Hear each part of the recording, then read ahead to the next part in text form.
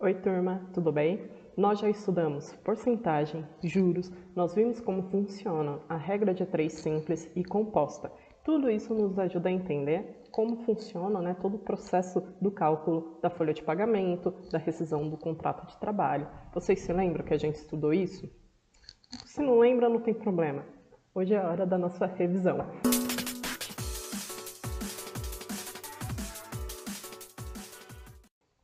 Então, gente, vamos lá, vamos fazer uma recapitulação.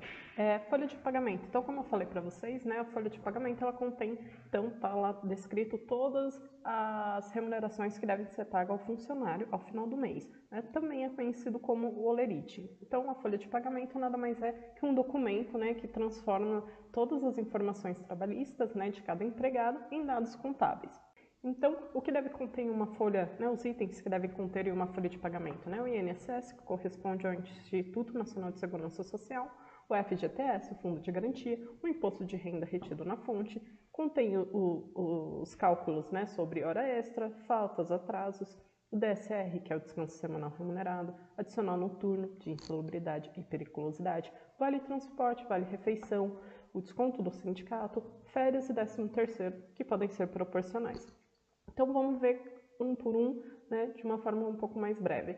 O INSS é o Instituto Nacional do Seguro Social, o desconto, ou melhor, esse valor que será descontado da folha de pagamento do funcionário, ele é recolhido como uma contribuição social à Previdência. Ele é mensal e esse valor ele é utilizado para arcar com as despesas da Previdência Pública.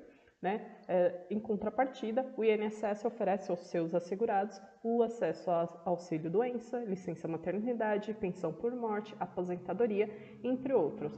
Então, para a gente fazer esse cálculo do INSS, a gente segue essa tabelinha que está aí na tela.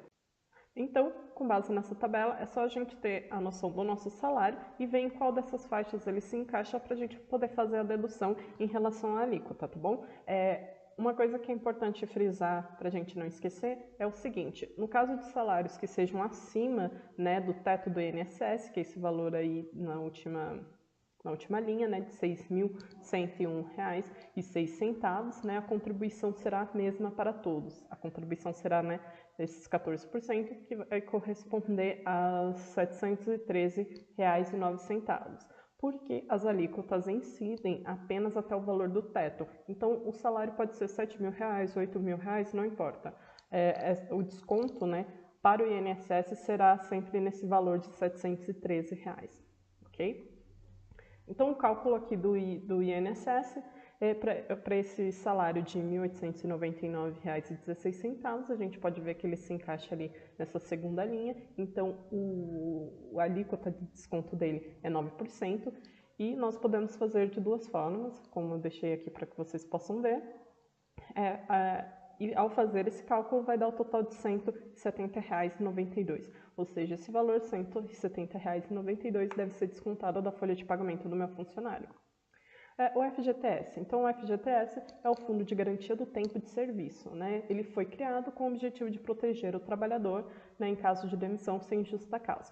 O depósito para o FGTS ele equivale a 8% do valor do salário da pessoa dentro do contrato de CLT. No caso de contrato de menores aprendizes ou no contrato verde-amarelo, o percentual é de 2%. A gente só tem que lembrar uma coisa: o FGTS ele não é descontado da folha de pagamento do funcionário, ele é recolhido, ou seja, o empregador ele sabe quanto que é 8% do salário do funcionário e ele faz o repasse desse valor, nada é descontado do salário do funcionário, tá bem?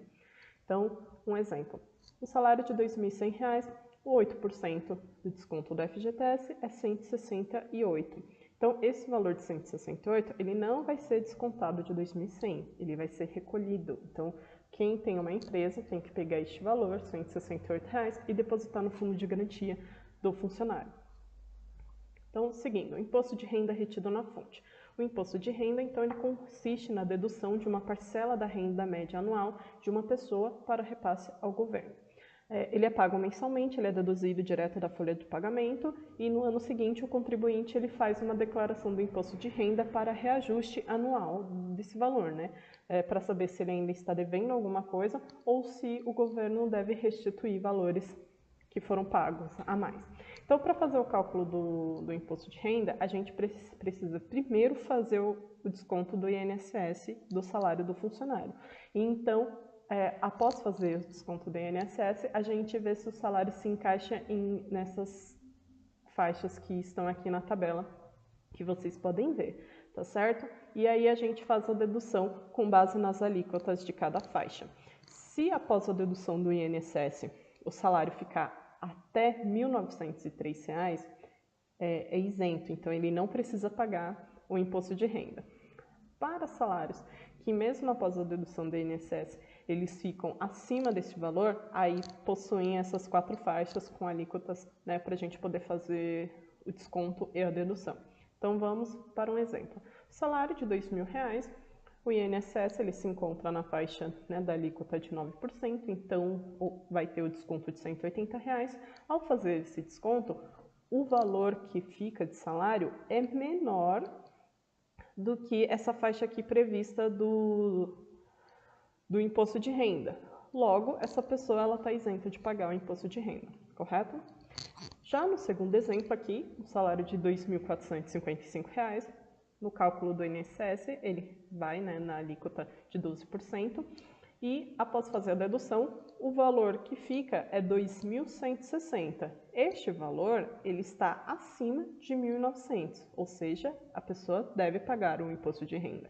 Mas a gente tem que ficar atenta. Esse valor aqui de R$ 2.160, ele se encaixa em qual das faixas aqui presente na nossa tabela? Então, ele vai se encaixar justo na primeira faixa, 7,5%. Então, eu vou pegar este valor, né, 2.160,40 centavos, eu vou fazer 7,5% desse valor.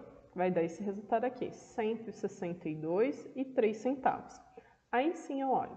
Se eu peguei a primeira faixa para fazer o desconto de 7,5%, eu vou pegar também a primeira faixa aqui para fazer a dedução, tá certo?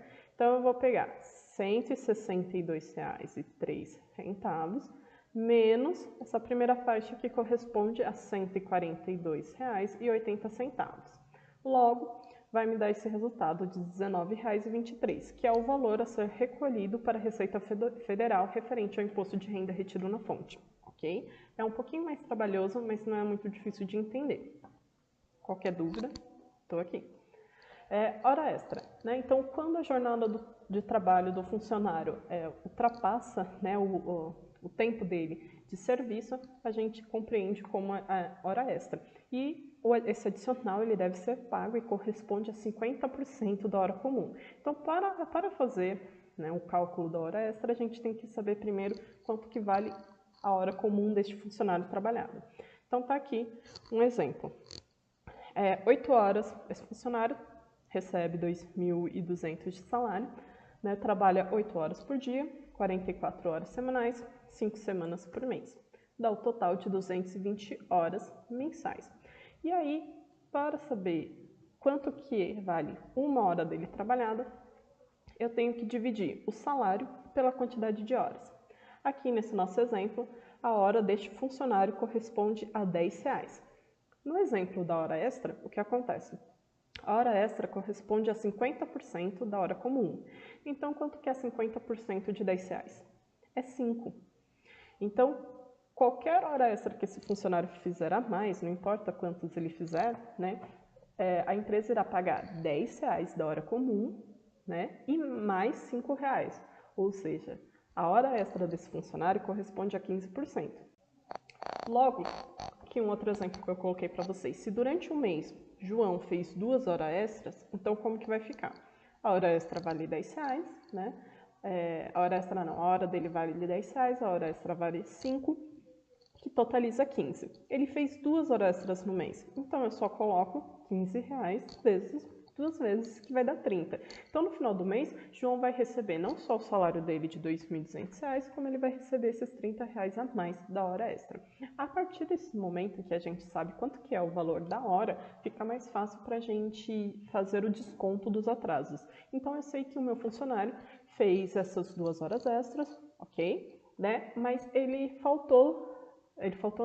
chegou atrasado e não justificou por 3 horas. Então, quanto que vale a hora dele? R$ 10. Se ele atrasou 3 horas, então será descontado dele R$ 30. DSR e faltas. De acordo com a legislação trabalhista, todo empregado tem direito ao repouso semanal remunerado de 24 horas consecutivas, preferencialmente aos domingos e nos limites das exigências técnicas das empresas, nos feriados civis e religiosos, de acordo com a tradição local. Então, para a gente fazer o cálculo do DSR ou também da falta, a gente tem que saber o seguinte: salário desse funcionário. Nós temos que saber o mês. Aqui, em exemplo, eu coloquei para vocês o mês de junho de 2014. E temos que nos atentar a 2 coisas. Quantos dias úteis teve nesse mês? Então, junho de 2014 teve 24 dias úteis. E quantos dias não úteis teve? É entendido como dia não útil os domingos e feriados. Então, julho teve 24 dias úteis e 6 dias não úteis. Então, para fazer o cálculo do DSR, para entender quanto do nosso salário corresponde ao descanso semanal remunerado, a gente tem que fazer o valor do nosso salário dividido pelos dias úteis vezes os dias que não são úteis. E aí eu vou obter um valor aqui de R$ 525. Não é que esse valor vai ser a mais no seu salário, nada disso. É dentro do meu salário para me saber quanto dele corresponde ao meu descanso semanal, que deve ser remunerado como é previsto em lei. Então, o que acontece? De repente, eu faltei. Vamos voltar ao exemplo do slide anterior. Uma pessoa faltou no serviço e ela não justificou. Então, ela perdeu um dia todo de trabalho. Quanto que vale a hora trabalhada? R$ 10? Ok, R$ 10. Faltou. Quantas horas ele faz no dia? 8 horas trabalhadas. Então, um dia de trabalho corresponde a R$ 80. Se a pessoa faltou, ela vai perder esses R$ 80 do salário dela. Só que, como é uma falta que não foi justificada, ela perde também o direito ao seu descanso semanal remunerado. Então, eu tenho que saber desse valor aqui de R$ 525, quanto que é por semana. Então, é fácil, é só eu dividir esse valor de R$ 525 pela quantidade de semanas que teve no mês. Se foram 5, se foram 4, não tem problema. E aí o que acontece? Se meu funcionário faltou e não justificou, ele perde um dia de trabalho e perde aquele dia do seu descanso semanal remunerado. Adicional noturno. Adicional noturno, então, ele é um acréscimo do valor da hora trabalhada daqueles profissionais que têm um expediente no período da noite ou cuja as horas extras ocorrem entre as 10 horas da noite e as 5 horas da tarde. Nesse exemplo aqui que eu trouxe para vocês, a hora deste funcionário corresponde a R$ 5,91. Ok.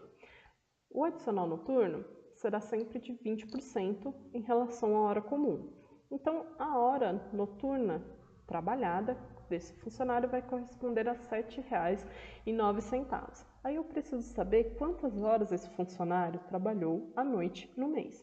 No caso aqui, é uma pessoa que provavelmente faz uma jornada noturna, Ela trabalhou nessa semana 40 horas à noite. Então, é só eu fazer R$ 709 vezes 40. E eu vou saber que o meu salário terá esse acréscimo de R$ 283,60. Então, a base de cálculo do adicional noturno também considera o valor da hora.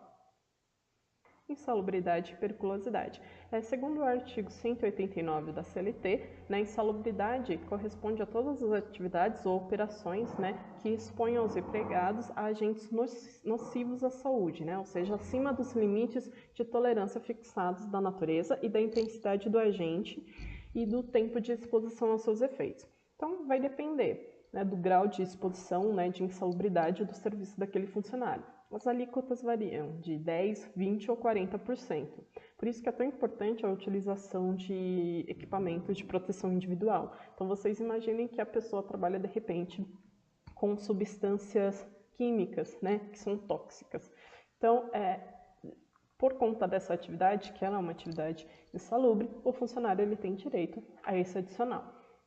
O mesmo, né, vai acontecer com o adicional de periculosidade, né, que é um valor que vai ser pago ao empregado que é exposto às atividades perigosas. Então, você imagine, de repente, aquela pessoa que trabalha limpando a vidraça dos prédios, né, na parte externa. É uma atividade bem perigosa. De repente, um policial também, né, enfim, pessoas que trabalham com inflamáveis. Então, o adicional da periculosidade, ele é apenas ele é 30%, e ambos, né, adicionais, tanto da periculosidade como insalubridade, eles incidem direto sobre o salário. Então, não precisam ficar calculando o valor da hora, nada disso. O salário é R$2.000, então acrescenta, sei lá, 30% de periculosidade. É isso o cálculo, tá bem? Vale transporte e vale refeição. Vamos lá. O vale refeição, de acordo com a CLT, ele não é obrigatório. Então, não existe um valor mínimo, né, uma alíquota mínima para ser cobrada. Isso vai variar de empresa para empresa. No caso do vale transporte, no entanto, né, segundo as leis trabalhistas, geralmente deve ser pago, né, antecipadamente ao funcionário e geralmente corresponde a 6% da folha de pagamento.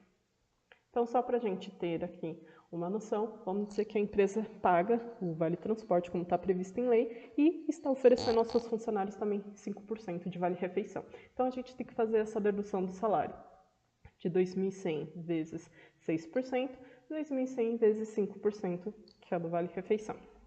Fazendo este cálculo, a gente vai saber que ao final do mês o funcionário vai receber esse valor de 1.869. Isso só referente as deduções do Vale Transporte e do Vale Refeição. Ainda temos que ver as deduções do INSS, tá certo? Porque como o valor ficou abaixo do mínimo estipulado pelo imposto de renda, esse funcionário já é isento. Em relação às férias. As férias, né, o período aquisitivo, então ele começa a contar a partir da data de admissão na empresa. Ou seja, ao completar 1 ano de empresa, o colaborador passa a ter direito a esse benefício. Ele pode vender as férias ou receber a quantia referente às férias em até 2 dias antes da sua saída. Então, o período concessivo acontece de qual forma? A partir do momento que você completou 1 ano na empresa, aí você tem direito a tirar as suas férias. As férias correspondem a 1/3 do seu salário, ou seja, uma parte de 3. Então, é só eu saber meu salário, no caso aqui 2.100, eu vou dividir esse valor por 3 e eu vou saber que é R$700. Então, nas minhas férias, eu vou receber o meu salário de R$2.100 mais R$700, que corresponde a 1/3.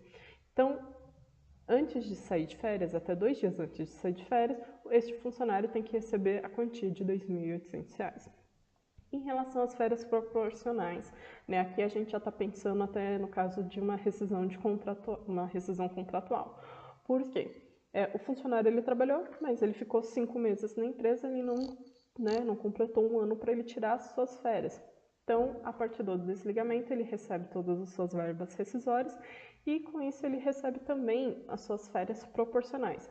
Para saber o valor das férias proporcionais, eu tenho que saber o valor do salário dele, né, pelos 12 meses por ano, e aí eu vejo a quantidade de meses que ele ficou na empresa. Então, aqui nós temos R$2.100 dividido por 12, os 12 meses do ano, vai dar 175. 175 vezes 5, esse funcionário só ficou 5 meses na empresa. Então, ele vai receber todas as suas verbas rescisórias, mais R$875, que corresponde às suas férias proporcionais. Em relação às férias vencidas, a empresa paga a remuneração do benefício em dobro ao colaborador. Então, qual seria o dobro? Se a empresa tem que pagar 1/3, né, o dobro de 1/3, aqui nesse caso, seria R$700 mais R$700, que daria R$1.400. Então, não é vantajoso para a empresa esquecer, né, de pagar o colaborador.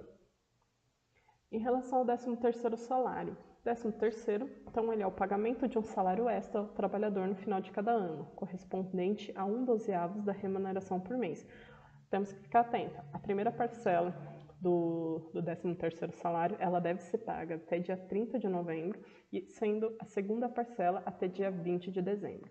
Então, assim, você já está trabalhando na empresa há mais de um ano, então você já sabe que o que você vai receber de 13º corresponde ao mesmo valor do seu salário, né? Agora você está na empresa há pouco tempo, né? Eu coloquei aqui no exemplo para vocês 5 meses. Você vai receber um 13º proporcional a esses 5 meses que você está na empresa. Então, você vai receber o seu salário de R$ 2.100 e você vai receber R$ 875 correspondente aos meses que você está trabalhando. No caso aqui, 5 meses. Tá certo? Tudo bem por aqui? Então, gente, eu vou aproveitar essa aula e vou emendar também uma revisão sobre a rescisão, tá certo? Então, só recapitulando o que é rescisão, a rescisão de contrato de trabalho é a oficialização no término do vínculo empregatício entre empregado e empregador e aponta o fim da relação de trabalho que pode partir de qualquer uma das partes, né? Então, pode ser por término do período contratual, o empregado pode pedir demissão, o empregador pode demitir o empregado, né? Pode ser com ou sem justa causa, pode ser por culpa recíproca ou por comum acordo, né? Na rescisão do contratual, geralmente estão, né, previstos o aviso prévio, o salário, os cálculos, né, envolvendo horas extras, férias vencidas, férias proporcionais, 13º salário proporcional e a multa do FGTS. Então, o prazo de pagamento para rescisão, né, de acordo com a legislação trabalhista, é até 10 dias após a saída do empregado da empresa. Então, se eu sair da empresa aqui hoje, a Biase terá 10 dias para entregar as minhas verbas rescisórias e para entregar os documentos, né, que comprovem o meu desligamento da empresa nos órgãos competentes. Então, aviso prévio. Segundo o artigo 487, não havendo prazo estipulado, a parte que, sem justo motivo, quiser rescindir o contrato deverá avisar a outra da sua resolução, com antecedência mínima de 30 dias, aos que receberem por quinzena um mês, ou que tenham mais de 12 meses de serviço na empresa. Então, o aviso prévio ele pode ser cumprido, né? Você pode avisar, comunicar à empresa que você vai demitir e passar os 30 dias cumprindo o aviso prévio, ou a empresa pode simplesmente abrir mão do aviso prévio, ou você também pode manifestar que não tem o interesse de cumprir esse aviso prévio. Em todo caso, há maneiras, né, diferentes de lidar com essa rescisão. Então, vamos ver o que acontece especificamente com cada um dos itens. Em relação à multa do FGTS, no caso de demissão por iniciativa da empresa, né, ou seja, a empresa demitiu um funcionário sem justa causa, né, e também, como pode ser no caso também de rescisões de comum acordo, é devido ao trabalhador o depósito da multa do FGTS no valor de 40% para os contratos de CLT e 20% correspondente ao contrato verde e amarelo. A multa ela é calculada, então, com base nos valores depositados pela empresa na conta vinculada do trabalhador. E 10% a empresa tem que pagar, 10%, né, do valor do Fundo de Garantia do Funcionário, a empresa tem que pagar para o governo federal. Em relação ao término contratual. Então, quando você tem um contrato de trabalho, sei lá, por um período, e esse término, né, simplesmente acaba. E esse período acaba. Então, o que acontece? O funcionário terá direito ao salário, às férias vencidas, né, proporcionais, férias também proporcionais, com adicional de 1/3, 13º salário, e terá direito a movimentar o FGTS. No caso de rescisão por iniciativa do empregado, então, o empregado pediu demissão. Então, serão pagos salário, férias vencidas proporcionais, né, férias proporcionais, 13º salário proporcional. Neste caso, o empregado não terá direito a sacar o FGTS e também não vai poder requerer o seguro-desemprego. No caso de rescisão por iniciativa do empregador, então o patrão foi lá e demitiu o seu empregado, também sem justa causa. Então, o que acontece? O empregado tem direito ao salário, férias vencidas com adicional, férias proporcionais com adicional de 1/3, 13º salário proporcional, aviso prévio. Ele terá direito a sacar a multa do FGTS e terá direito também a solicitar o seguro-desemprego. Neste caso, o tempo do aviso prévio, mesmo sendo indenizado, né, integra o cálculo das férias e 13º proporcionais, FGTS e multa de 40% do FGTS. No caso da rescisão por justa causa, então, o funcionário cometeu falta grave na empresa e por isso foi demitido. Ele tem direito a receber o salário e as férias vencidas com adicional de 1/3. No mais, ele parte todos os demais benefícios. Rescisão indireta, quando o empregador descumpre os termos do contrato, justifica a rescisão indireta do contrato de trabalho, que corresponde. Então, ele vai ter direito ao saldo de salário, férias proporcionais, férias vencidas, 13º salário, aviso prévio, saque e multa do FGTS e terá direito a solicitar o seguro-desemprego. Rescisão por culpa recíproca. A culpa recíproca é declarada judicialmente e o Tribunal Superior do Trabalho já afirmou o entendimento de que o empregado terá direito a 50% do valor do aviso prévio, das férias proporcionais e do 13º, cabendo ao juiz definir os demais itens quando necessário. Rescisão por comum acordo. A rescisão consensual criada pela Reforma Trabalhista de 2017 permite que o empregador e o empregado encerrem um contrato de trabalho por comum acordo entre as partes. O empregado terá direito, então, ao salário, férias vencidas, férias proporcionais, 13º proporcional, aviso prévio e o saque da multa do FGTS. Mas a gente tem que ficar atento ao seguinte: o aviso prévio ele será dividido pela metade, o FGTS também será pela metade e ele não poderá receber o seguro-desemprego. Por fim, então, os direitos para o empregador, no caso de uma demissão. Quais são os direitos dele? Se o empregado deixar de cumprir o aviso prévio, a empresa tem direito a descontar esse valor referente do saldo rescisório. Caso o empregado dificulte o recebimento da rescisão, como nós vimos, ele tem que receber tudo isso em até 10 dias após a saída da empresa, Caso ele dificulte esse recebimento, a empresa terá direito a ajuizar uma ação de consignação em pagamento para preservar-se das penalidades do artigo 477 da CLT, evitando pagar a multa por atraso na quitação das verbas rescisórias. Outra, em caso de pedido de demissão pelo funcionário, apesar de não ser obrigatório pagar a multa de 40% do FGTS, a empresa ainda tem que cumprir e pagar os 10% para o governo. Por fim, para a gente finalizar, a rescisão de contrato do trabalho temporário antes do tempo, por iniciativa do empregado e sem justificativa, o empregador poderá exigir uma indenização equivalente aos prejuízos causados pelo rompimento do contrato. Então, gente, essa aula ficou um pouco extensa, mas é muito importante que a gente faça essa revisão da folha de pagamento que nós vimos na nossa terceira aula, nessa modalidade EAD. Eu espero que vocês estejam bem, bons estudos, qualquer coisa é só falar comigo, eu estou sempre no WhatsApp.